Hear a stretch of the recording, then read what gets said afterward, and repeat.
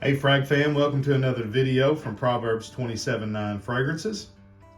Today we're going to be doing a first impression on the new release for 2022 from the house of Paco Rabanne, and this is 1 Million Elixir. Go ahead and hit that subscribe button if you haven't already. Make sure the notifications are turned on so that you're notified every time we upload new content or have something in the mix. We upload videos every Monday and Friday, but we hit a lot of Wednesdays and Sundays as well. So if you like fragrance related content, we try to do something a little bit different here with a more of a point of view, put the focus on the fragrance rather than on the reviewer. And so hope you like what we're doing. If you do, make sure you're subscribed, like, leave us a comment, interact, and let's build up this fragrance community. All right, so let's go ahead and get into this. Again, is a first impression on Paco Rabanne 1 Million Elixir.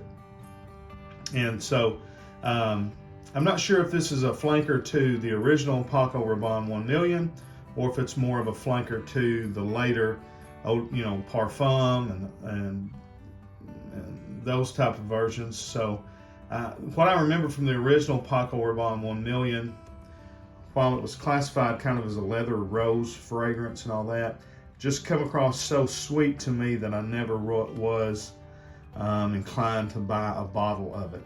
So we've got a tester of this from Dillard's, and we'll see if this is bottle worthy. Here is the first impression.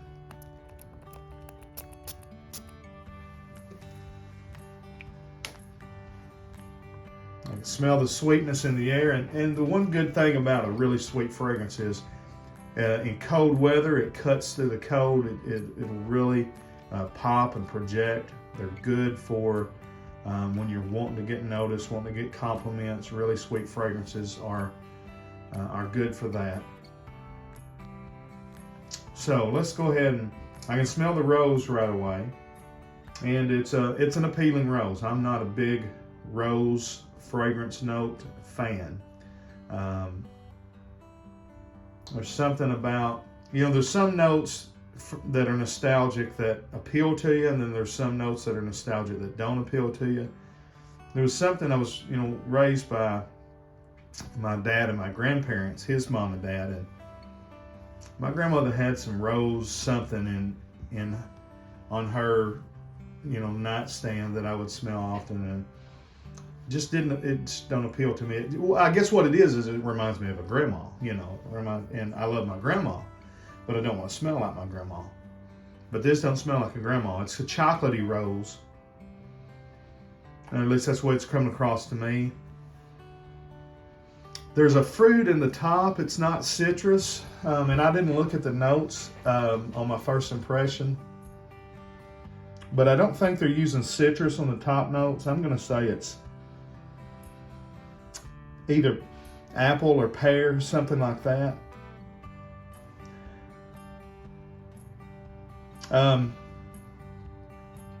So I would say that this is more of a flanker to the eau de parfum, or what was the one that the Privé. The Privé was more darker, resinous, balsamic, still sweet, but not bubblegummy sweet.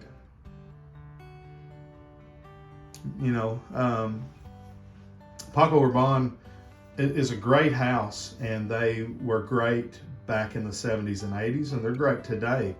Being able to come out with two different lines, pretty much, and keep them going at the same time with Invictus and 1 Million.